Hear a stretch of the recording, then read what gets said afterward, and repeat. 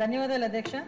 అధ్యక్ష, ఈ నకిలీ యాప్స్, ఈ ఆన్లైన్ ట్రాన్సాక్షన్స్ అన్నది మన టైంలో ఏం లేదు అధ్యక్ష. కానీ 2020 దగ్గరకు వచ్చారు అధ్యక్ష. కోవిడ్ అన్నది వచ్చిన తర్వాత, కోవిడ్ వచ్చిన తర్వాత ఫైనాన్షియల్గా చాలామంది క్రైసిస్ని బేస్ చేసుకుని దాన్ని కూడా ఎన్కేష్ చేసుకోవడానికి క్రైమ్ అన్నది కొత్త పుంతలు తొక్కింది అని చెప్పడానికి ఇది ఒక ఉదాహరణగా మనం చెప్పొచ్చు అధ్యక్ష. ఎందుకంటే అవతల వాళ్ళ బలహీనతలను క్యాష్ చేసుకోవడానికి వాళ్ళు ఈ లోన్ యాప్స్ క్రియేట్ చేయటం, అదేవిధంగా ఇందాక మన వాళ్ళు అన్నట్టు షెల్ కంపెనీస్ నుంచి, అదేవిధంగా కొంతమంది దివాలా తీసిన వాళ్ళు, వీళ్ళందరూ కూడా వాళ్ళ సంపాదనకి ఒక మార్గంగా దీన్ని ఎంచుకున్నారు అధ్యక్ష. అదే టైంలో ప్రజల తాలూకా సెంటిమెంట్ కానీ వాళ్ళ తాలూకా భావోద్వేగాలతో వాళ్ళు ఒక క్యాష్ చేసుకోవడానికి ఈ లోన్ యాప్స్ని క్రియేట్ చేయటం, అదేవిధంగా వాళ్ళకి 5,000 4,000 అన్నది వాళ్ళకి చిన్న చిన్న అమౌంట్స్ అధ్యక్ష. ఇందాక మన గౌరవ సభ్యులు చెప్పినట్టుగా ఒక SMS వస్తుంది, మీకు ఎటువంటి డాక్యుమెంట్స్ అవసరం లేదు, ఇన్స్టెంట్గా మీకు లోన్ ఇస్తామని చెప్పేసి 5,000 10,000.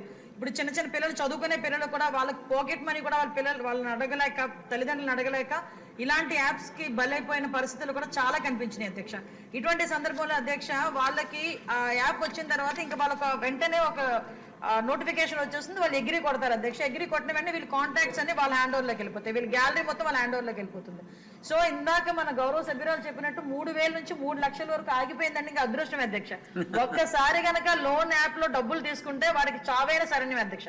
అంతకుమించి అక్కడ నెవర్ స్టాప్ అనమాట అది. ఎందుకంటే వాళ్ళు అడుగుతూనే ఉంటారు, అడిగింది ఇవ్వకపోతే, టైంకి ఇవ్వకపోతే వెంటనే కాంటాక్ట్ లిస్ట్ లో ఉన్న వాళ్ళందరికీ ఈ ఎంఐ పోలీసులకు దొరికారని, తప్పుడు పనులు చేస్తూ పోలీసులకు దొరికారనో, మార్పుడు ఫొటోస్ పలానా వాళ్ళకి పంపిస్తామని ఇది తట్టుకోలేక చాలా మంది సూసైడ్ చేసుకున్న పరిస్థితి కూడా కనిపిస్తుంది. చర్యలు తీసుకోలేదా? ఆల్రెడీ అందరి మీద కూడా ఇప్పుడు మనం వాళ్ళు ఎవరైనా దొరికిన తర్వాత కూడా అధ్యక్ష సుమారుగా దగ్గర 199 మందిని ఈ రోజు అరెస్ట్ చేశాం అధ్యక్ష. వాళ్ళు అరెస్ట్ చేయడమే కాదు అధ్యక్ష, వాళ్ళందరూ కూడా రిమైండ్కి వెళ్తారు అధ్యక్ష. 306 కానీ 307 కానీ వెళ్లే పరిస్థితులు వాళ్ళందరికీ కూడా చట్టాలు అయితే చాలా కట్టుదిట్టమైనవి అధ్యక్ష. ఎంత చట్టాలు మనం కఠినతరం చేసినా వాళ్ళ తాలూకా టెక్నాలజీ బేసెస్ పెట్టుకుని ఇంకొంచెం మనం ఒక స్టెప్ వేస్తే వాళ్ళకు 10 స్టెప్పులు ముందు ఉంటున్నారు అధ్యక్ష.